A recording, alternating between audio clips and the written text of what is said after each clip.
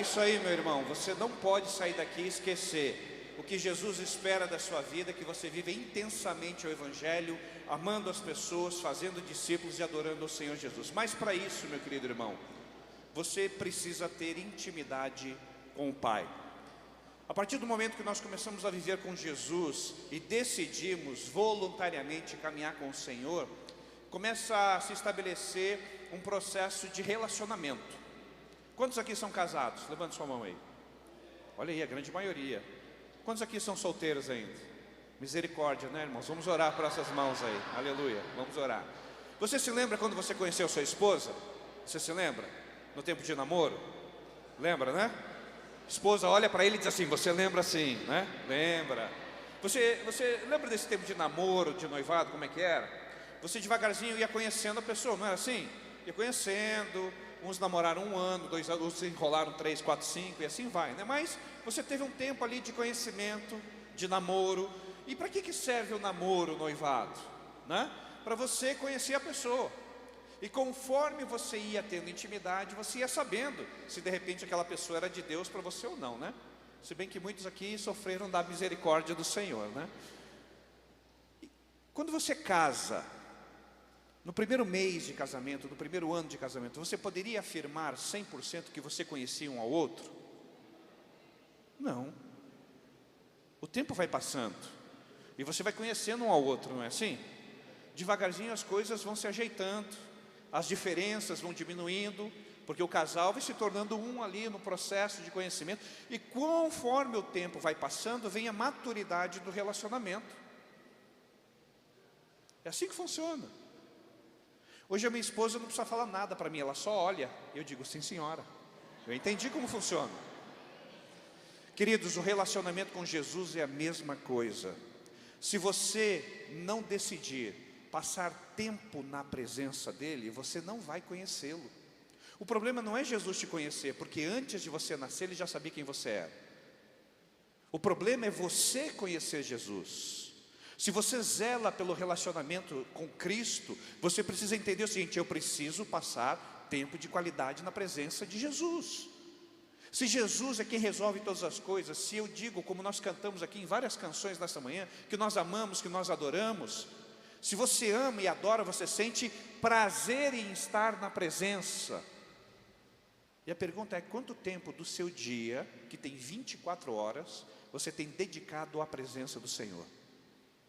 Porque esse tempo, meus irmãos, vai mostrar para você mesmo o quanto você ama Jesus. Porque você cantar, levantar a mão e dizer, eu te amo, Jesus, eu te adoro, é fácil. Agora, no seu dia a dia, na segunda-feira, quanto tempo você já se programou? Agora são 9h43 da manhã.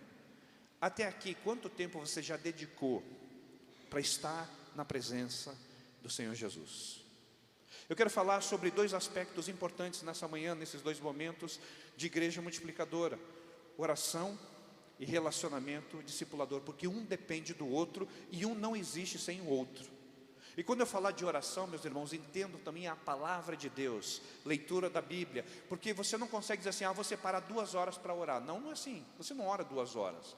Você ora, você lê a palavra, você lê a palavra, você ora a palavra, e é assim que funciona o relacionamento. Porque o Senhor se revela a nós através da sua palavra. E através da intimidade, essa palavra começa a fazer sentido. E as palavras da Bíblia, elas saem do papel ou saem do seu meio digital aí, e elas começam a se tornar verdades na sua vida. É assim que funciona.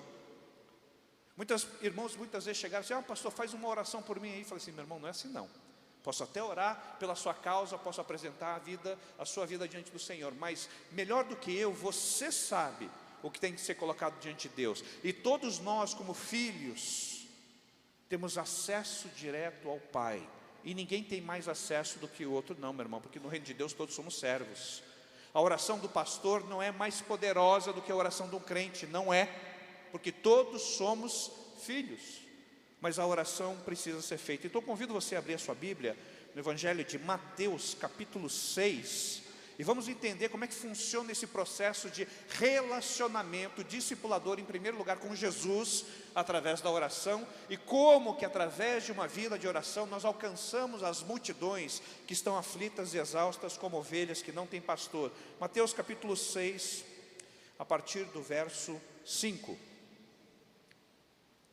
E quando orares, não sereis como os hipócritas, porque gostam de orar em pé, nas sinagogas e nos cantos das praças, para serem vistos dos homens. Em verdade vos digo que eles já receberam a recompensa. Tu, porém, quando orares, entra no teu quarto, fecha a porta, orarás a teu pai que está em secreto, e o teu pai que te vê em secreto te recompensará.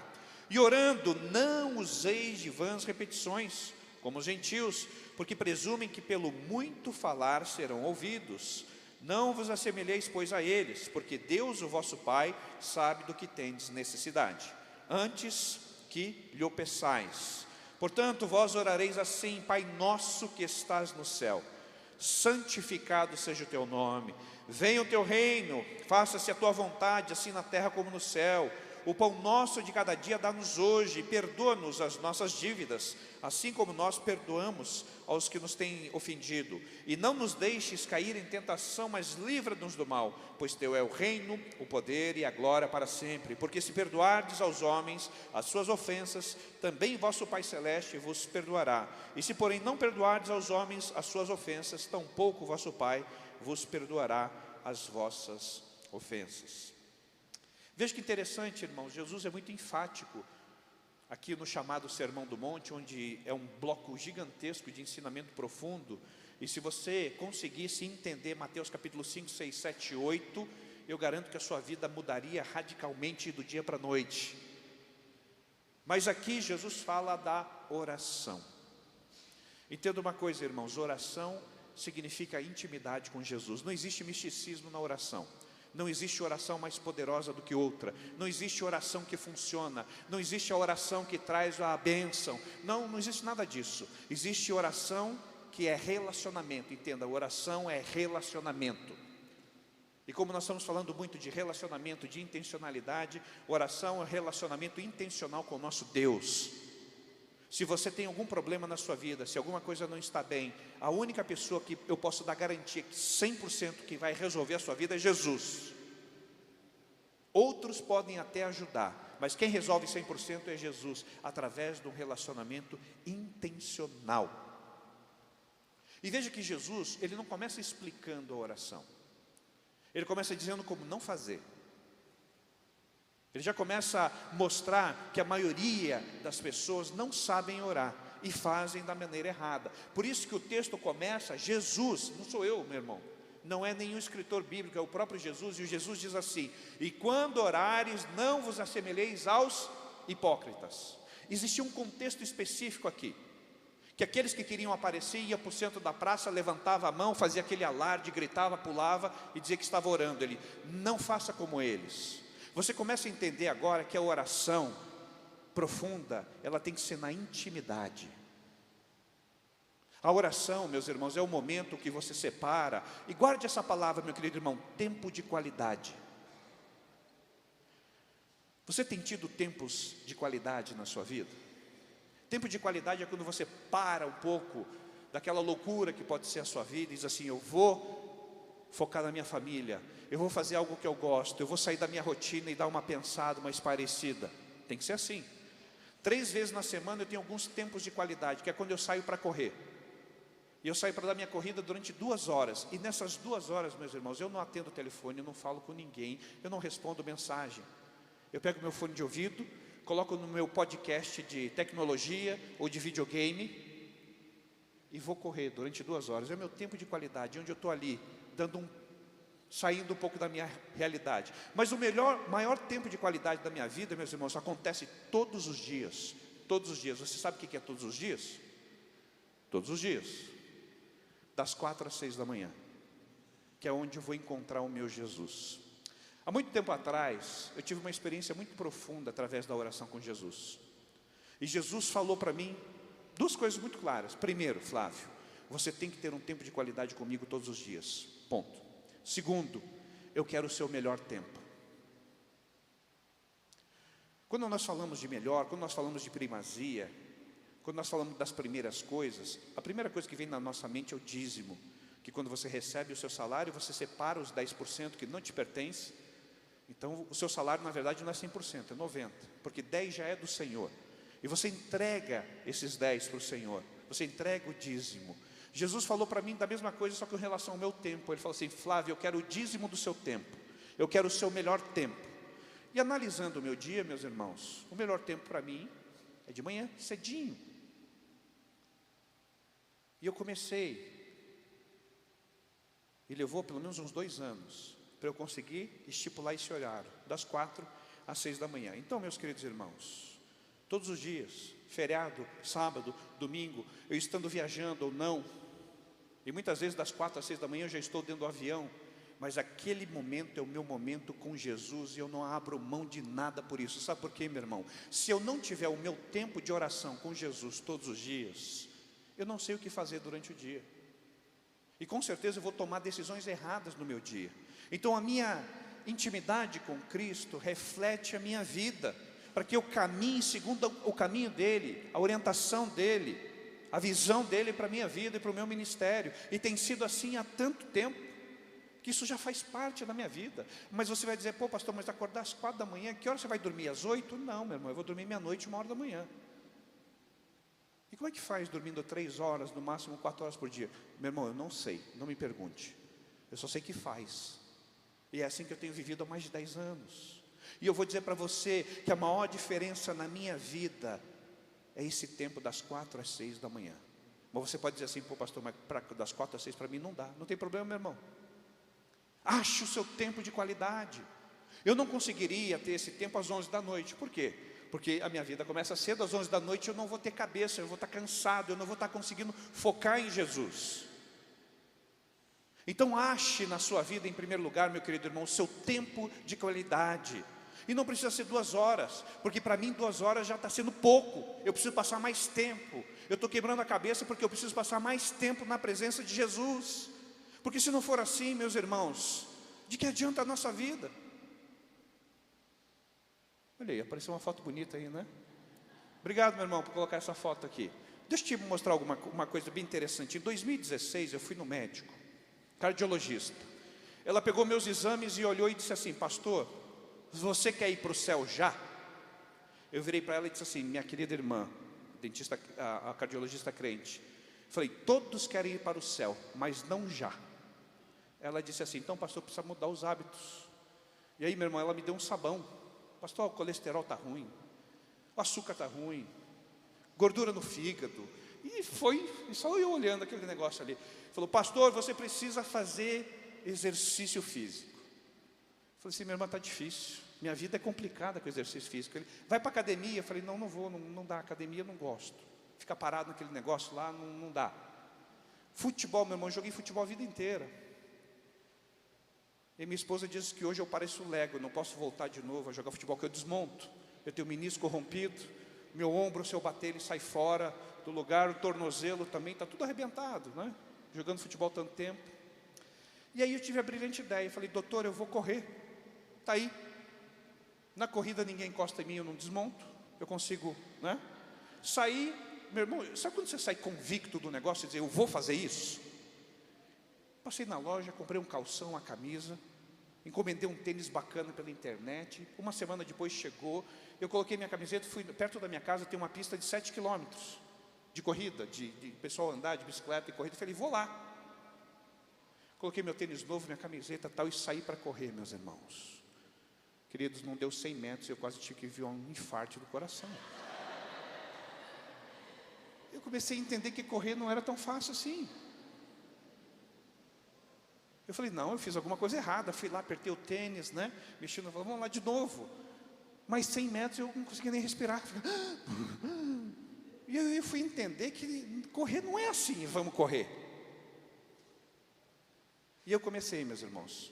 Esse trajeto tem 7 quilômetros. Eu corria um pouquinho e andava, corria um pouquinho e andava. A primeira vez que eu fui fazer os 7 quilômetros, eu levei 2 horas. Na semana seguinte eu fiz em 1h50. Falei: tô bom, 10 minutos a menos. 3 meses depois, eu já vi que eu tinha um pouquinho melhor de condicionamento. E veio a primeira prova. Curitiba tem muita prova de rua, corrida de 5, 10 quilômetros, tem meia maratona, maratona. Eu falei assim, vou me arriscar na prova de 5 quilômetros. Me preparei para correr os 5 quilômetros. E a prova tem um tempo, tá, meu irmão? Você não pode sair andando e andar os 5 quilômetros. Se você vai correr, você tem que correr os 5 quilômetros. Lá atrás, no tempo máximo da prova, vem uma ambulância que vai rapando a galera, né? Se a ambulância passar por você, você nem ganha medalha. Fui correr, aquela galera se mandou na frente e eu ali atrás. Quando eu dou uma olhadinha para cá, quem está aí junto comigo? Ambulância. Falei, não. Meus irmãos, eu vi aqueles velhinhos já, de cabelinho branco, tal, indo embora, e eu tentava acompanhar e não ia. E a ambulância no meu, né? Eu falei assim, não vou perder para a ambulância. Meus primeiros 5 quilômetros, irmãos, eu fiz em 55 minutos. A ambulância, o tempo máximo era 1 hora. 5 minutos de lambuja. Mas eu fui melhorando. A segunda prova que eu corri, eu fiz em 50 e tal. Cheguei a fazer, irmãos, os 5 quilômetros em 30 minutos. Eu falei, estou bem, estou ótimo.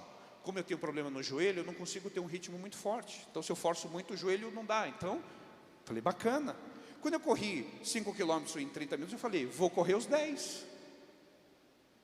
E fui para a prova de 10. E corri os 5 em 30 minutos. Mas quando veio o 6º quilômetro, eu morri, meu irmão.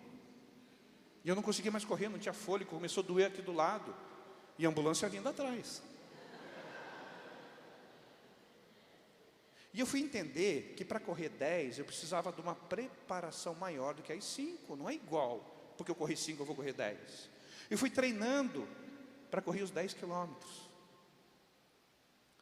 E consegui correr os 10 quilômetros, irmãos. E fiz os 10 quilômetros no meu melhor tempo em 52 minutos. E aí eu olhei para meia maratona, 21 quilômetros. Ah, meu irmão, foi um tempo de preparação, 6 meses. Mudando a alimentação. E eu fiz um treino 2 semanas antes, de 19 quilômetros.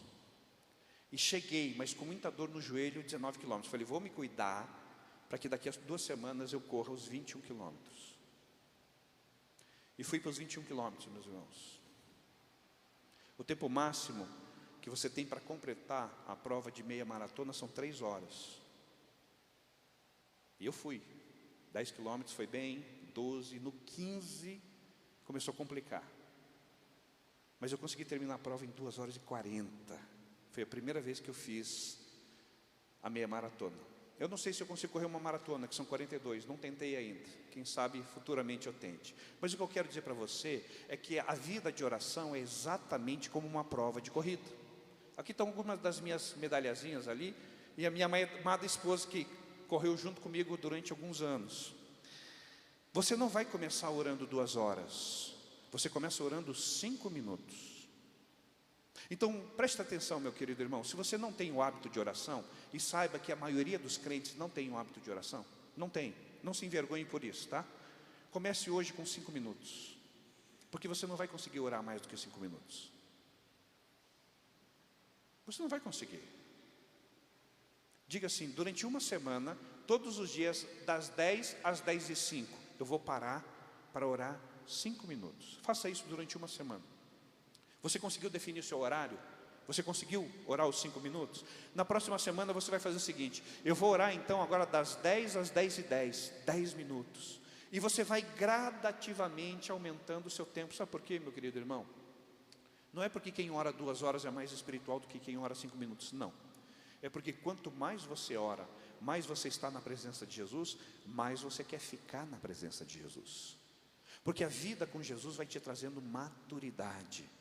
Assim como a corrida vai preparando o teu organismo, vai fortalecendo os teus músculos, vai te ajudando no condicionamento físico, a vida de oração é a mesma coisa. Conforme você vai se desenvolvendo com Jesus, vivendo uma vida intensa com Jesus, você vai perceber que a essência da sua vida muda, que as prioridades da sua vida mudam, que o seu vocabulário muda, que as suas prioridades mudam, aquelas coisas que você gostava de fazer antes de ter relacionamento com Jesus, elas começam a ficar de lado, e você começa a focar no quê? Nas coisas do reino, meu irmão. Você consegue ler a Bíblia o ano inteiro? Se não consegue, Não há problema, meu querido irmão. Mas comece lendo um capítulo por dia. Um capítulo eu garanto que você vai começar. Até você chegar numa leitura bíblica que você vai ler 4 ou 5 por dia, que vai ser tranquilo. Mas se você não começar pelo primeiro capítulo, você nunca vai chegar a ler 5 capítulos. E por que eu estou falando tudo isso, meu querido irmão? Porque todo o processo de multiplicação de discípulos, de ganharmos pessoas para Jesus, de vivermos intensamente o Evangelho de Cristo, passa pela vida de oração, é o primeiro passo. O primeiro momento, se você ama Jesus com profundidade, é que você tem que ter essa intimidade com Ele, não tem outro jeito. Você precisa viver isso, meu irmão. E se você tem uma família, você precisa levar a sua família a viver isso. Se você entende que Jesus é o Senhor da sua vida, e que você quer caminhar com Ele, quer viver uma vida intensa com Ele, você precisa passar tempo, e você precisa ter tempo com a sua família. O que aconteceu, irmãos, com o culto familiar? O culto familiar, no meio dos batistas, na década de 70, 80, até o finalzinho da década de 80, era algo muito forte nas casas. Agora responda aí no seu coração. Você consegue orar e ler a Bíblia com a sua família? Com o seu marido, com a sua esposa, com os seus filhos? Meu querido irmão, minha irmã, se você não cuidar da sua família, quem é que vai cuidar? Se você não dedicar tempo orando e lendo a palavra com seus filhos, quem que vai fazer isso? Saiba o seguinte, Satanás, através de inúmeras estratégias, já está doutrinando seus filhos e a sua família, todos os dias.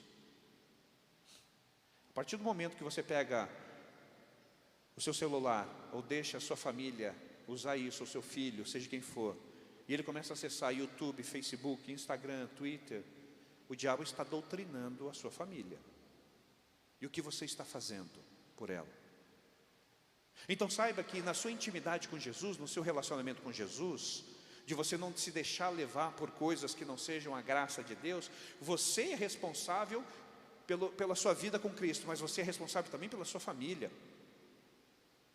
Você é responsável para que a sua família ame a Jesus, caminhe com Jesus.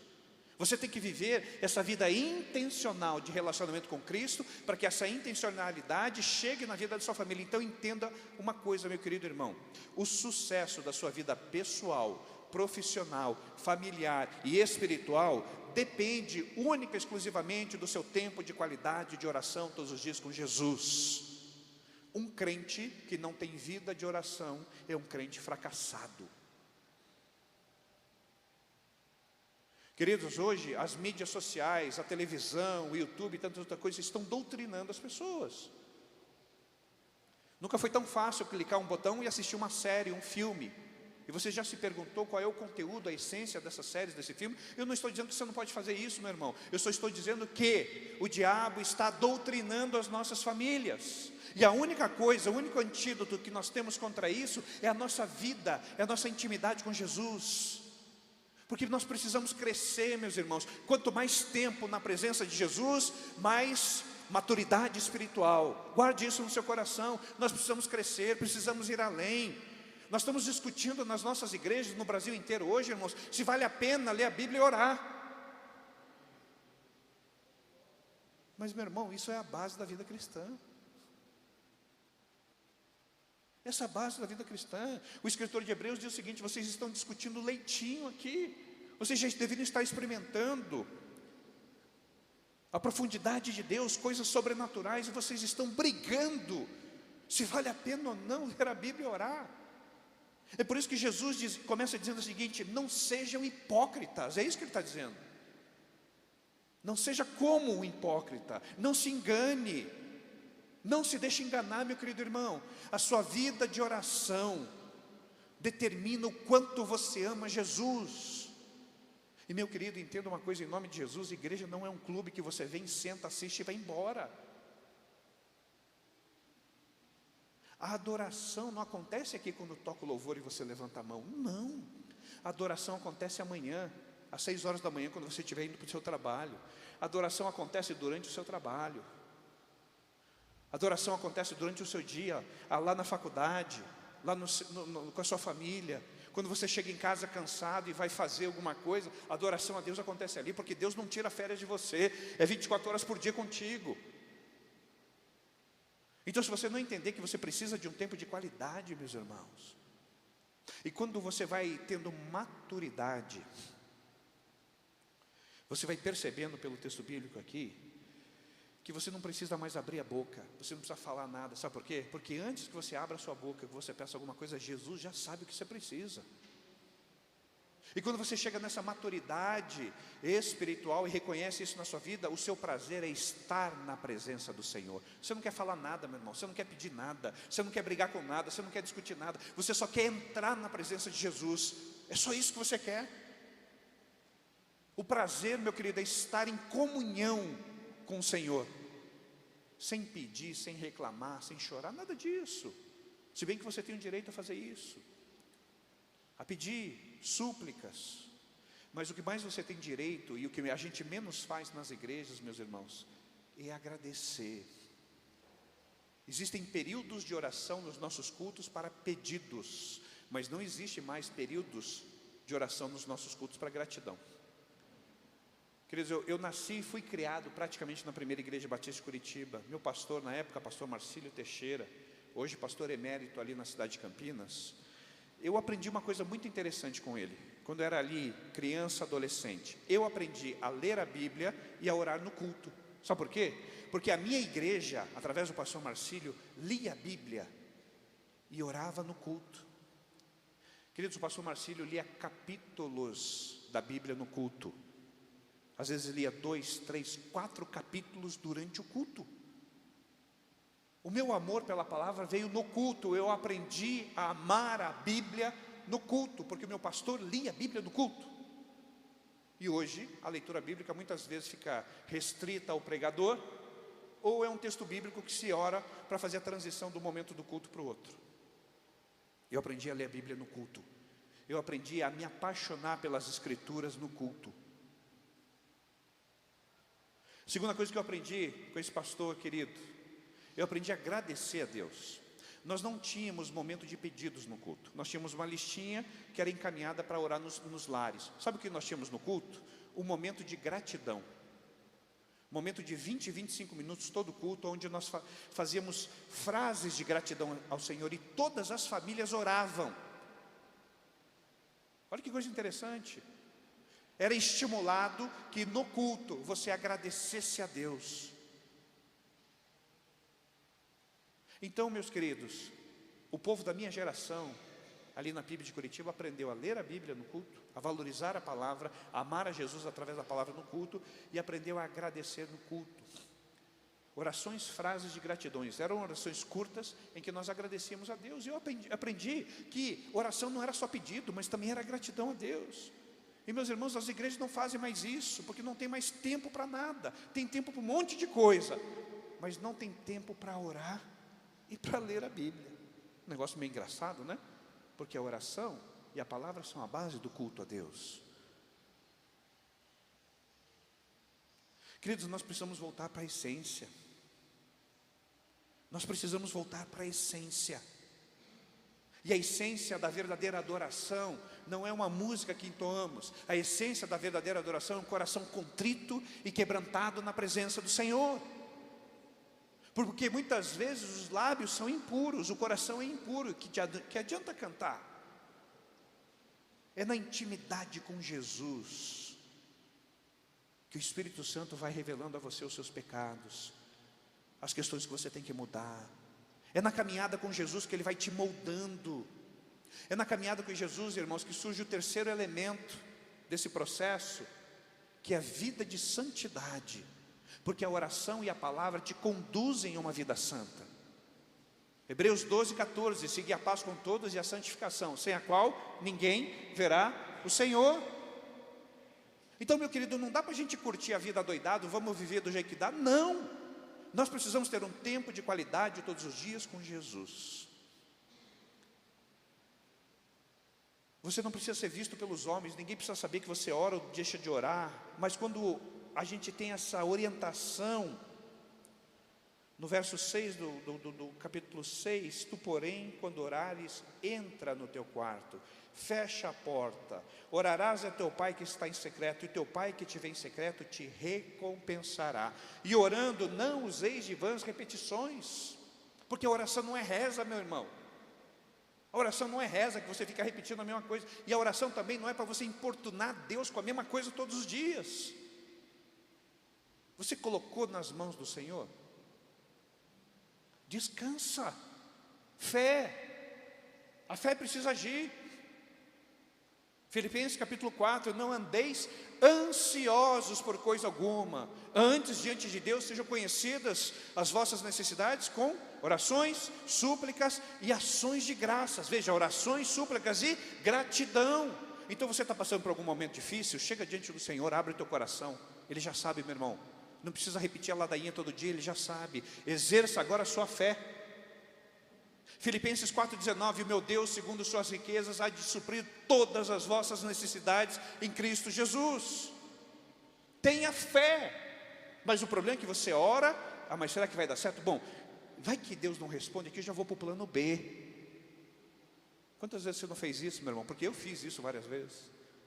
Até chegar nessa maturidade de relacionamento espiritual, de caminhada com Jesus, eu fiz isso várias vezes. Entenda, meu querido irmão, que Jesus espera de você é a sua liberalidade de tempo para estar na presença dEle. É isso que Ele quer. E agora veja, a vida de oração depende de você. Depende de você.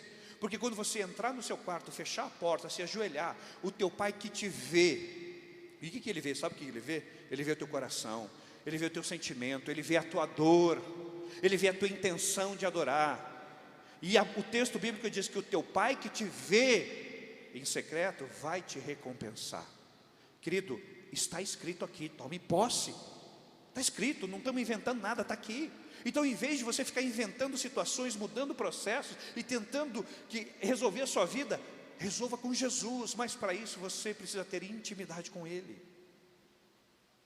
Chegou um momento na minha vida que eu entendi que a minha responsabilidade diante de Deus era cuidar da minha família. E eu olhei para o meu filho. Nessa época ele tinha 7, 8 anos de idade. Eu falei, eu preciso discipular o meu filho. O meu primeiro RD precisa ser meu filho. Eu falei, eu vou ensinar esse guri aqui a orar. Eu chamei ele um dia, filho, vamos aprender a orar aqui. Vamos lá. Eu vou ensinar para você 6 períodos de 5 minutos. 5 vezes 6, 30. Você vai fazer isso pela manhã e vai fazer isso pela noite. Ou seja, você com 7, 8 anos de idade vai aprender a orar 1 hora por dia. Você acha que é muito uma criança orar 1 hora por dia com 5, 6, 7, 8 anos de idade? Não é, se ela for ensinada desde pequenininho. Então vamos lá, filhão. Falei, chega aqui. Você vai passar 5 minutos, quietinho, para se desligar das coisas lá fora e ficar pensando no Papai do Céu. Entendeu? Entendi. O seu segundo período de 5 minutos, você vai pedir perdão pelos seus pecados, porque nós cometemos erros. Nós desagradamos a Jesus durante o dia. Então você precisa confessar os seus pecados. Compreendeu? Compreendi. Terceiro período, você vai agradecer, ter um coração grato ao Senhor por tudo aquilo que Ele tem feito. Pela casa que Ele te dá, pela comida que Ele te dá, pelo papai, pela mamãe. Você vai agradecer ao Senhor. Entendeu? Compreendi. Quarto período, você vai fazer o seguinte, esse Jesus que mora no teu coração, você quer compartilhar com outros. Então você vai começar a colocar o nome de coleguinhas, amigos seus que precisam de Jesus. Quinto período, você vai colocar os seus pedidos, aquilo que você gostaria de receber de Jesus. As suas necessidades, você vai apresentar. E no sexto período, você vai ficar quietinho para ouvir Jesus falar com você. E foi assim que ele começou a aprender a orar. Ele pegava um relógio que eu dei para ele, ele apertava o cronômetro lá, fazia pim. Aí eu via ele quietinho. Aí dava 5 minutos, fazia pim. Aí ele apertava de novo, pim. E aí eu via ele pedindo perdão pelas coisas erradas que ele havia feito. Aí dava os 5 minutos. Aí ele começava a agradecer a Deus, confessar os pecados, agradecer a Deus. E irmãos, ele foi assim, quantas vezes eu estava fazendo alguma coisa em casa, eu só ouvia o pi do cronômetro. E ele cresceu assim, com 9, 10, 11. Segunda-feira passada ele fez 15 anos. E até hoje, ele tem um período dele de oração de manhã. Hoje ele não usa mais o cronômetro, mas eu consigo observá-lo, ler a Bíblia e orar algumas horas pela manhã e algumas horas à noite. Um adolescente de 15 anos, fase crítica, complicada, mas que foi ensinado desde cedo a como amar a Jesus. Ensina o menino no caminho que deve andar, e quando crescer, está vendo? O que nós estamos ensinando os nossos meninos e meninas, irmãos? Dá um tablet para ele aqui, liga o YouTube e deixa, não é isso? Dá um celular aqui, deixa a babá eletrônica do celular cuidar do bebê, da criança, não é isso? Meus irmãos, isso vai ter consequências eternas. Agora, para que o seu filho ore, você precisa ser exemplo. Irmão, se você prestou atenção que nós estamos falando de igreja multiplicadora, você viu que não é um modelo, não são processos, não é primeiro passo, segundo, terceiro, quarto, quinto passos. Igreja multiplicadora são princípios, e começa pela oração. E para que funcione na sua igreja, você, meu querido pastor, líder, você precisa ser um exemplo. A igreja precisa olhar para você e ver exemplo de oração, homem de Deus, mulher de Deus. Senão as coisas não mudam, meus irmãos. A minha vida e a sua são consequências do mundo espiritual. Não pense diferente. Efésios capítulo 6, a partir do verso 10. A nossa luta não é contra o sangue nem contra a carne, se contra principados, potestades e forças dominadoras desse mundo tenebroso. E Paulo continua: estejais prontos para viver o dia mau. Meu irmão, quero dar uma notícia para você: o dia mau já chegou faz tempo. Se você não estiver preparado em oração, você vai sucumbir. Se você não estiver cuidando da sua vida e da vida da sua família, a sua família vai sucumbir. Mas a minha maior incentivadora nessa vida de oração sempre foi minha esposa, porque minha esposa, meu irmão, ora de uma forma extraordinária. Eu me lembro quando o Rafael era pequenininho, a gente já fazia o nosso culto doméstico, e ele virava para mim e dizia assim: papai, não deixa a mamãe orar não, senão a gente vai dormir tarde, né? Eu falei, porque meu irmão, minha esposa, quando começava a orar, aleluia, glória a Deus, vamos embora.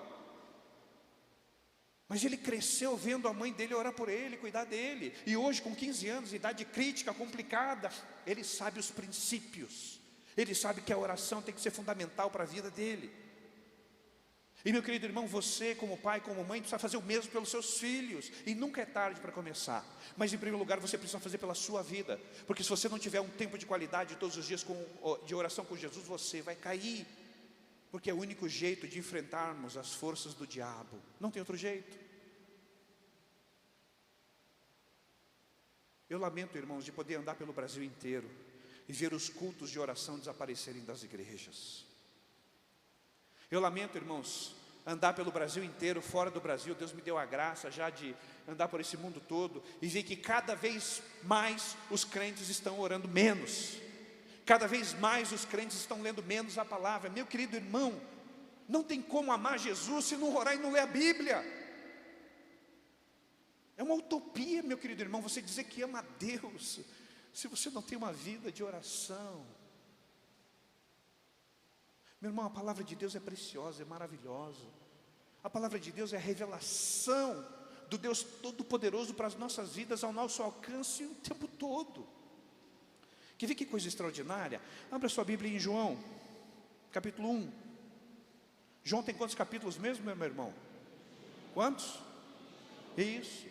Porque só não sabe quem João tem 21 capítulos, quem nunca discipulou através do Evangelho de João. E nós batistas usamos o Evangelho de João como a maior ferramenta de evangelização há décadas. Então é impossível você não saber que João tem 21 capítulos. Olhe lá, João 1:1. No princípio era o Verbo, e o Verbo estava com Deus, e o Verbo era Deus. Ele estava no princípio com Deus. Todas as coisas foram feitas por intermédio dele, e sem ele nada do que foi feito se fez. A vida estava nele, e a vida era a luz dos homens. A luz resplandece nas trevas, e as trevas não prevalecem contra ela. Aleluia! Meu querido irmão, aqui nós temos uma das maiores revelações da palavra de Deus. Gênesis 1:1, no princípio criou Deus, Elohim, Deus Pai, Deus Filho, Deus Espírito, o céu e a terra. E João afirma isso, no princípio era o verbo, e o verbo estava com Deus, e o verbo era Deus. Olha que revelação fantástica. E você sabe o que isso significa, meu irmão? Que eu e você temos acesso ao verbo vivo, ao Deus poderoso, ao Senhor dos senhores, a qualquer momento.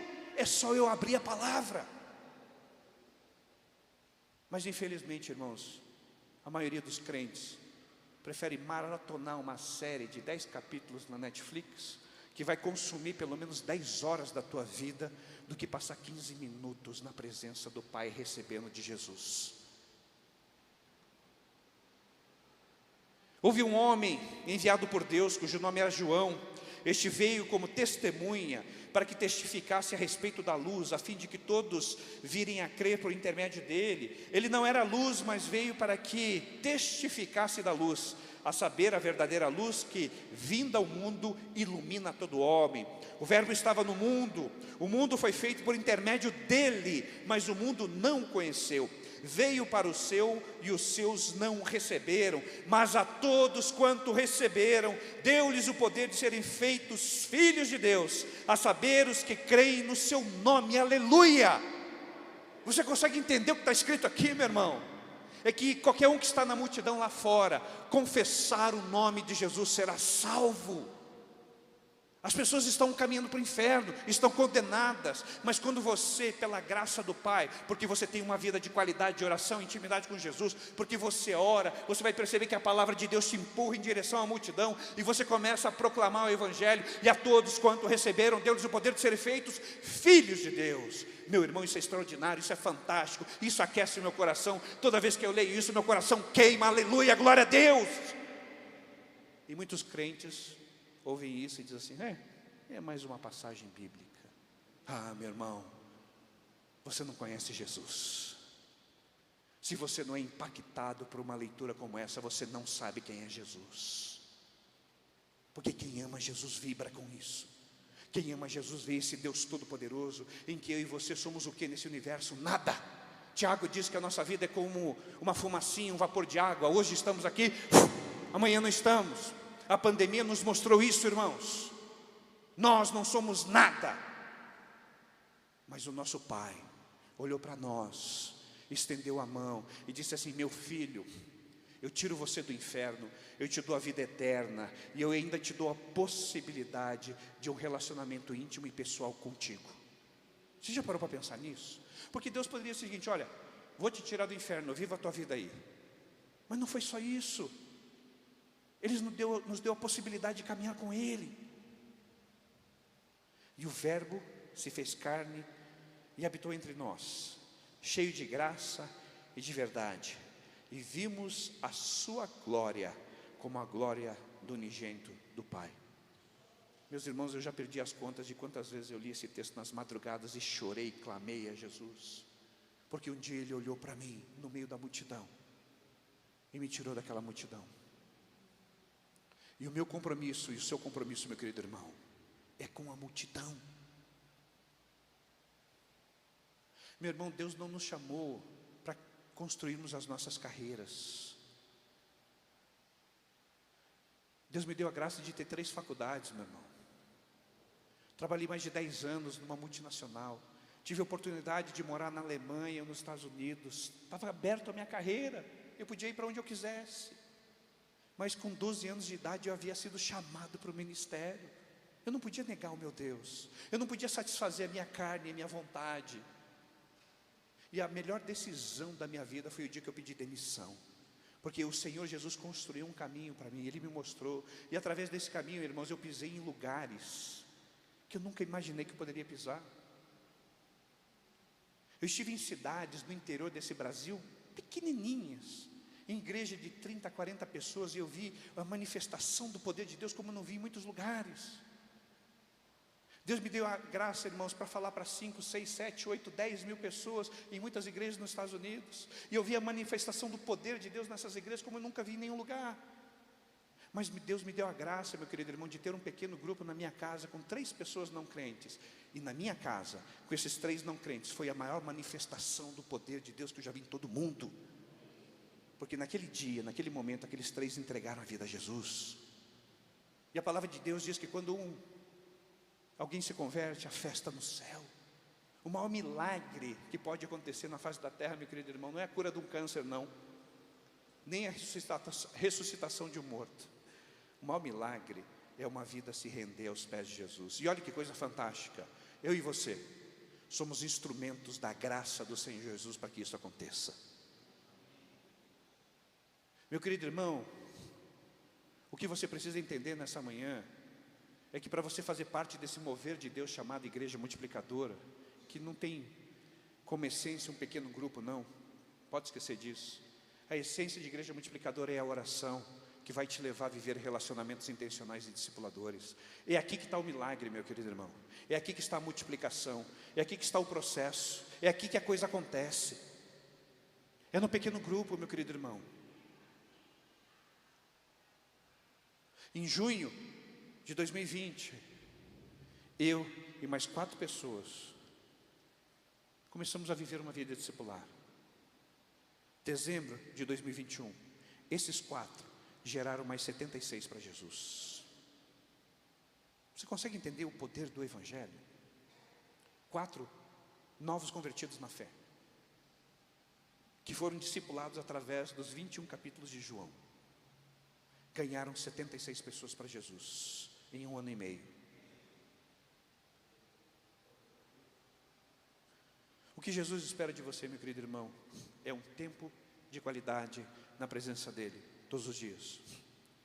Ele está te esperando lá, todos os dias, Ele está lá. Você não precisa marcar a hora com Ele. Jesus, você está disponível hoje das 6 às 7? Não, Ele está lá, Ele está disponível todos os dias. Ele está disponível. O problema é que você não está disponível para Ele. Esse é o problema, meu irmão. Como é que as nossas igrejas serão prósperas se você que é a igreja não está sendo próspero na sua fé, no seu amor com Jesus?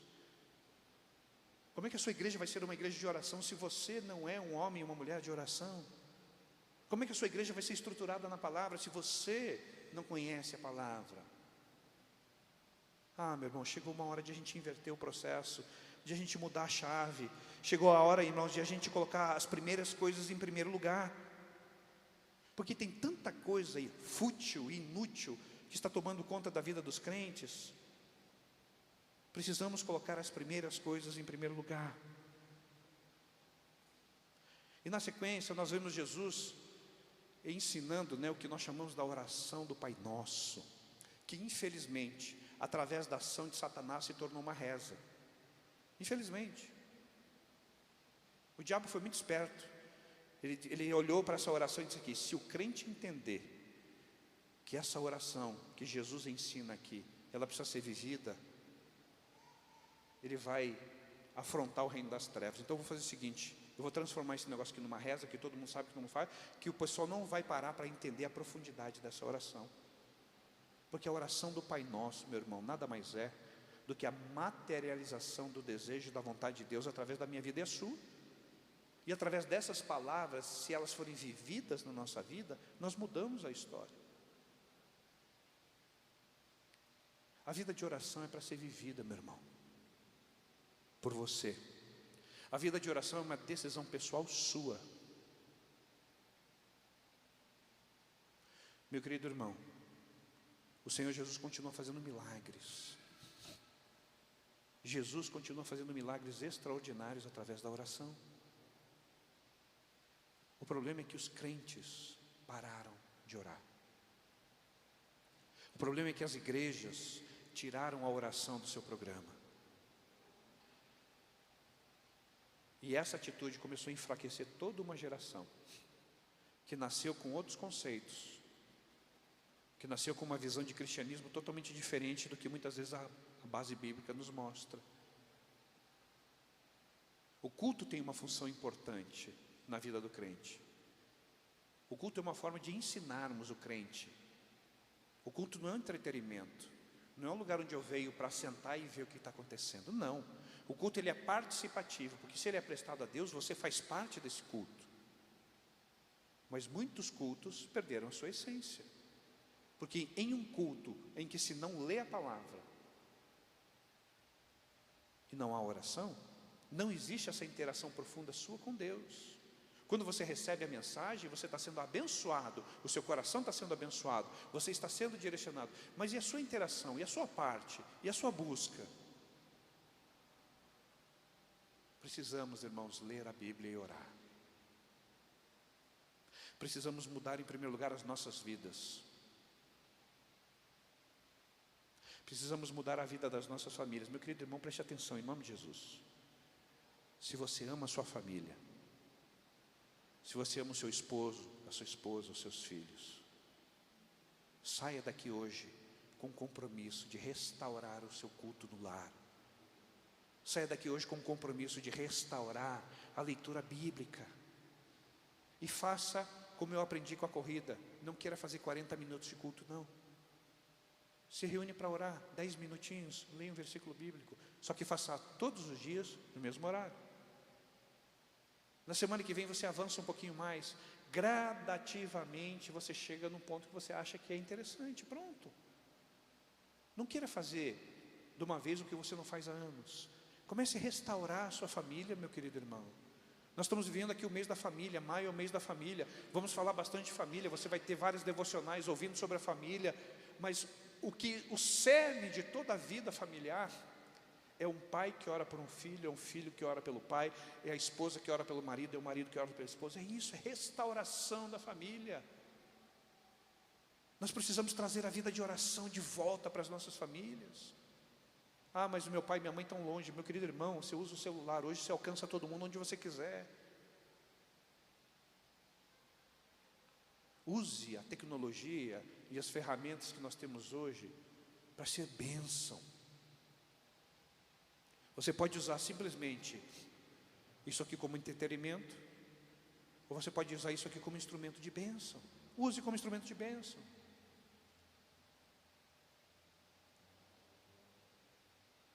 Hoje nós temos 200 grupos de mentoria, mais de 1.200 pessoas, pastores e líderes sendo alcançados nesse Brasil. E a grande maioria, mais de 90% dessas reuniões são online. Jesus te chama para um compromisso nessa manhã, meu querido irmão. Porque não tem como a gente falar da multidão, de ganharmos pessoas para Jesus, de multiplicarmos. Não tem como falarmos do crescimento da igreja se a base estrutural não estiver consolidada. E meus irmãos, eu posso afirmar para vocês em nome de Jesus, não está consolidado. O povo de Deus hoje não ora. A oração meio que foi extirpada do calendário das igrejas. Os cultos de oração de quarta-feira desapareceram. As vigílias são muito raras. E como é que a gente quer ganhar a cidade para Jesus se o povo não ora? Porque você acha que o povo vai orar sozinho em casa? Se ele não for ensinado aqui, meu irmão, não vai orar. Utilize o culto da sua igreja, meu querido pastor, como instrumento de bênção. Ensine o povo, pregue sobre a oração, mas ore também. Porque a oração, meu querido irmão, não é discussão. Ela não se aprende em livros. A oração precisa ser executada.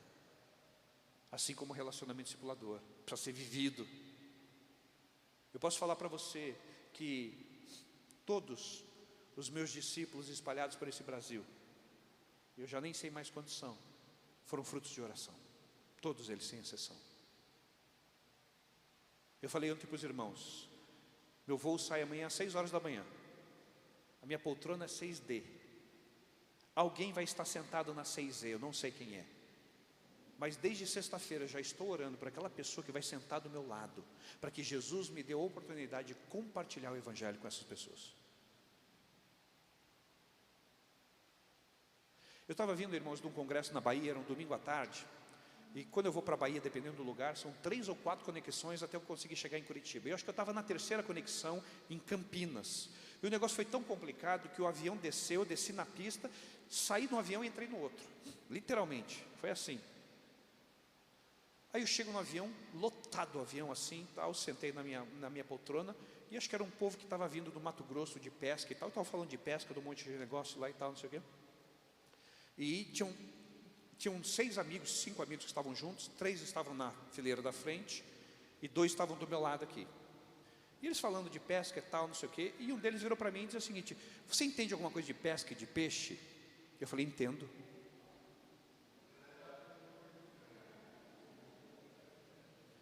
Ele falou, o que você pratica? Que pesca? Eu falei, pesca espiritual. Que modalidade é essa? Eu falei assim, você já ouviu falar de Jesus? O da Bíblia? Eu falei, é esse mesmo. Ele disse assim, vinde a mim, e eu vos transformarei em pescadores de homem. E eu falei para ele assim, existem técnicas para você pegar os peixes, né? Eu vi vocês comentando aqui, mas existem técnicas mais apuradas para a gente pescar os homens para Jesus. Ele falou, como é que é esse negócio aí? Eu falei, então deixa eu te explicar. Jesus chamou um grupo de pescadores. E Jesus caminhou durante 3 anos com esses pescadores. E a base da vida dessa caminhada de Jesus com esse povo aí foi a pesca, era o mar. Eles estavam dentro desse contexto. Eles eram especialistas em pesca. Mas um dia eles saíram para pescar. E veja, homens que vivem no mar, como vocês que conhecem todas as técnicas, eles jogaram as redes para um lado lá e não pegaram nada. E Jesus estava acompanhando da praia, observando todo aquele movimento, vendo eles usarem as técnicas, as redes mais modernas que eles tinham, os barcos e tal, e nada deu certo. Aí Jesus virou para um deles e disse o seguinte, joga a rede do outro lado. Aí um deles, que era especialista na pesca, disse assim, peraí, eu estou nesse ramo há tanto tempo, eu conheço todas as técnicas, eu sei tudo e tal, isso aqui, eu sei que não vai dar para pegar peixe, hoje não é o dia.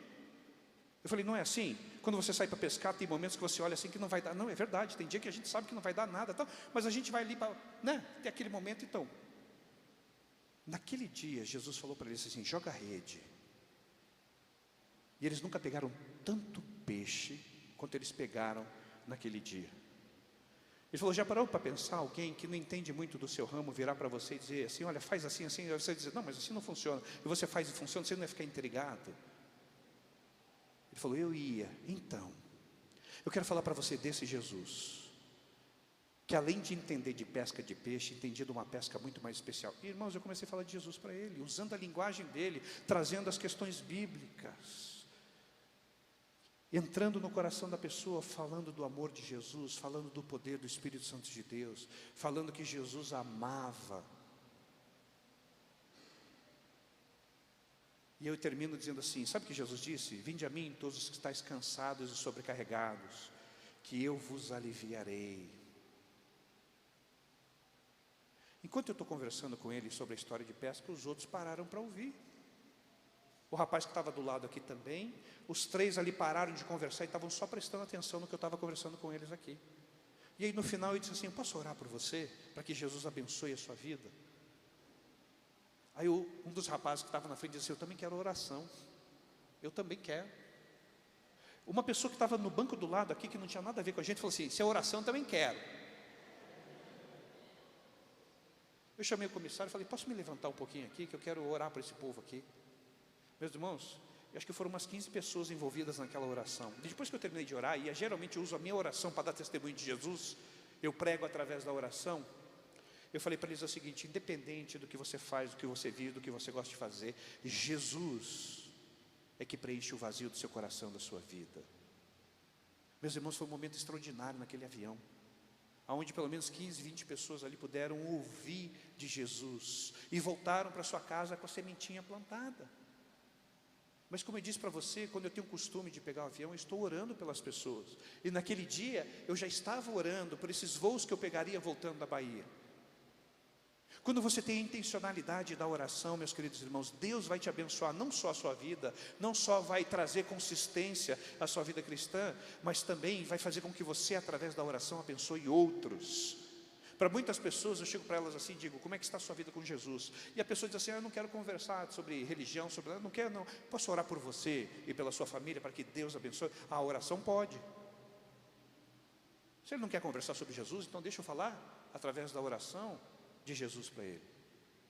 Meus irmãos, para que a gente não perca a oportunidade da evangelização discipuladora, que nós vamos ver no segundo momento para encerrar esse nosso congresso, você precisa viver isso em primeiro lugar na sua vida. Você precisa viver isso na sua vida. Só vou usar esse slide aqui, o último.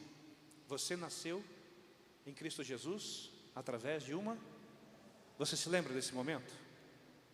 Então olha que coisa interessante, o seu relacionamento com Jesus começou através da oração. Para você ampliar, aprofundar, para você viver com Jesus, você precisa, meu querido irmão, ter uma vida profunda de oração. Se você não tiver uma vida profunda de oração, você não conhece Jesus. E aí você pede as coisas erradas, você toma decisões erradas, você vive por caminhos que não são os melhores. Mas a partir do momento que você vai vivendo essa vida de qualidade, de intimidade com Jesus, o Senhor vai se revelando a você, você começa a errar menos. Você começa a aprumar a sua vida. De repente você estava dando tiro para tudo quanto é lado, você começa a ver uma direção na sua vida e você começa a caminhar naquela direção, e Deus começa a te abençoar, e você começa a ver que a sua vida começa a prosperar. Meu querido irmão, em nome de Jesus, em nome de Jesus, saia daqui nessa manhã decidindo viver uma vida de intensidade de oração com Jesus. Saia daqui nessa manhã reconhecendo que você precisa mudar a sua vida. Você precisa mudar os seus hábitos. Você precisa focar a sua vida. Meu querido irmão, nós estamos vivendo num mundo cruel. Satanás é um dos maiores estrategistas em destruir a vida das pessoas. E a oração é a única arma contra as artimanhas do diabo. A oração vai te prevenir caminhos que você nunca deveria ter pisado. A oração vai te afastar de relacionamentos que você nunca deveria ter se envolvido. Ao mesmo tempo, ela vai te trazer a proximidade de um Deus vivo, de um Deus poderoso que se revela, que te ama e que quer abençoar todos os dias a sua vida. A oração é fator de motivação, de andarmos para frente, de sonharmos com o reino. Através de uma vida de oração, você consegue ter os melhores dias da sua vida aqui nessa terra, porque você vai viver segundo o direcionamento de Deus. E se nós olharmos para a igreja primitiva, meus irmãos, a igreja de Atos, que é uma igreja extraordinária, essa igreja orava o tempo todo. A primeira ação dos discípulos com as mulheres em Atos, capítulo 1, verso 13 e 14, foi se reunirem para orar. Atos 2, 42, e perseveravam na oração. Perseverança, oração, duas palavras que caminham juntas. Para que eu tenha uma vida de oração, eu preciso ser perseverante, persistente, insistente, todos os dias. Todos os dias, todos os dias. Não dá para falhar um dia. E depois de um tempo, a oração deixa de ser obrigação e ela se torna prazer. Orar para mim hoje, meu querido irmão, não é obrigação, não é um peso. Eu julgo a dizer que um dos melhores momentos do meu dia é o meu período de oração com Jesus. Porque é ali que nós conversamos, é ali que eu entendo, é ali que eu recebo, é ali que eu sou abençoado, é ali que a palavra faz mais sentido para a minha vida, e é ali que Ele me direciona para o caminho que eu devo seguir. Se você ama Jesus,